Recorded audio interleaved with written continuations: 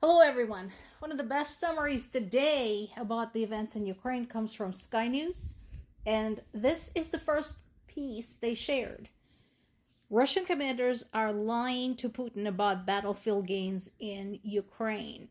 That has been a suspicion for a long time. There's basically like two schools of thought. One is that he is being lied to, and that is why he continues to presenting the war as a success, just like a temporary inconvenience that people just have to suck it up and take. Or he knows and he doesn't give a shit because he's a delusional megalomaniac. So it's possibly a little bit of both. But considering what happens to people who make Putin unhappy, they don't get just fired, they just don't get dismissed or demoted, they die. It is, yes, very likely that his own generals are lying to him for fear of his wrath and basically organizing slippery balcony incidents for them all. The Institute of the Study of War basically theorized that they're likely using AI altered footage when they're saying Russian troops have successfully taken control of a particular location. And we've seen this. Then, of course, Zelensky comes out and says, no, you didn't. Here I am. I'm standing right here where you said you're supposed to be in control. No, you didn't. And making outrageous claims, and so on and so forth. There are some statements that have been saying they have taken control of places literally for years. They just reiterate them every couple of months. One of the prime examples that has become a subject of many jokes and trolling on behalf of Ukrainians has been Malaya Takhmachka in my native Zaporizhia region. It's a tiny little place and they cannot seem to take it. So, yeah, this is likely what's happening. I think, again, I don't think it's all their lies. I think it's also Putin's own delusions. So it's some of both, but that is happening. And it's both good and bad. The good thing is that Putin doesn't know the depth of shit he is in this way. The bad news is that because he doesn't have the accurate situation, because he doesn't have the accurate picture of what is happening, there is not even a chance of him considering that Russia is losing this war. Meanwhile, Russia continues attacking Ukraine's capital, Kyiv. At least 9 people were killed and 24 more were injured. This was another ballistic missile attack, and it took place in the middle of the night at 1:30 a.m. local time. So it is definitely getting worse. And yeah, the ballistic missiles remain a problem, and we talked about why they are a problem. So in this particular case, Russia launched 35 missiles at Ukraine overnight and 185 drones of various types. Of the 27 missiles, of the 35 missiles, 27 were ballistic missiles. And they managed to shoot down 1. Again, this is what happens when you're having to work with the equipment that is not designed to do this. It will be said that ballistic missiles travel too fast. There's not enough advance warning to zero in on them before they reach their targets. That's why we need those Patriot interceptors that Trump had just yanked out from under us. And this is just one of many photographs from the attacks. And again, this is not unique. These attacks take place daily. And yes, Kyiv gets the coverage because it is the capital. And yes, it is important. Kyiv is important to me too, trust me. But that doesn't mean that other cities don't come under attack.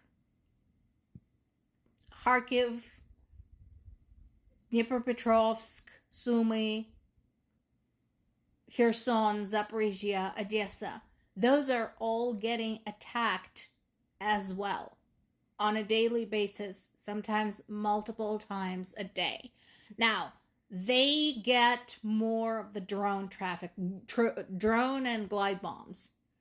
Kyiv gets more ballistic missiles. So that's how it works. But trust me, that does not make it any better for people on the ground.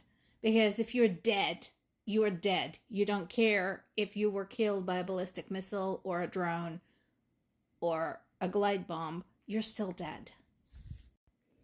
And once again, Russia doesn't even bother lying anymore that they're targeting military targets. In this particular case, in Kyiv, the damage was to multiple buildings and vehicles. This was all just residential area. And people are terrified. And again, this is more people without homes. This is more people without jobs. Another thing that Ukraine is working on is trying to gain permission from Elon Musk to use satellite internet service Starlink to guide strikes inside Russia. Not sure if that will happen. Again, Zelensky made the request directly to Trump when he met with him. And he talked to the lawmakers on Capitol Hill because he went to see them immediately after he saw Trump. Trump didn't commit. Musk allows Starlink use within Ukraine, including Russian-occupied areas, but he does not allow it within Russia. So I wouldn't bet on it, folks. I'm sorry. I think, again, Ukraine is going to have to find its own methods. So far, it has been able to, but it's going to just rely on itself because Trump and Musk are shitty allies.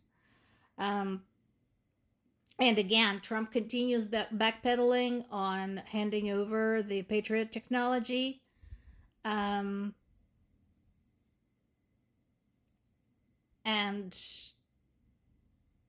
Trump is now saying that he has not agreed to anything, that they're talking about this.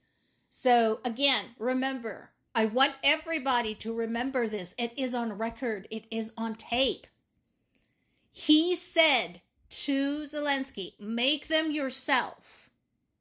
Make the Patriot missiles yourself. And he said, when he was in Ankara, that he will let Ukraine have the license to make Patriot interceptors, which Ukraine desperately needs.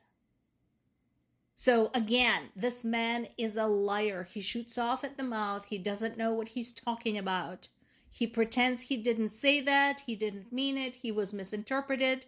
And people die as the result.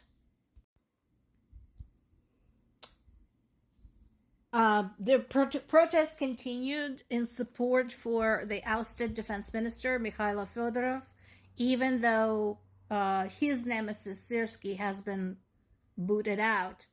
Again, I think the best thing that Zelensky can do is just put him back. Put him back. We don't need the infighting right now. And Russia is complaining that Ukrainian drone attacks on Russian ships and ports could shut down the grain export via the Black Sea, pushing up prices and causing hunger in Africa and the Middle East. Oh, so now they care about hunger in Africa. Remember what we said about their attacks on Ukrainian grain ships, which are serving the same purpose. Because I told you, Ukraine doesn't just sell grain, it donates the grain to the third world countries, ironically, some of which support Russia. So now they suddenly care about that, having destroyed a bunch of Ukrainian granaries and Ukrainian grain ships, or ships coming out of Ukrainian ports. So my answer to them, end the war, go home. It all ends. More to come.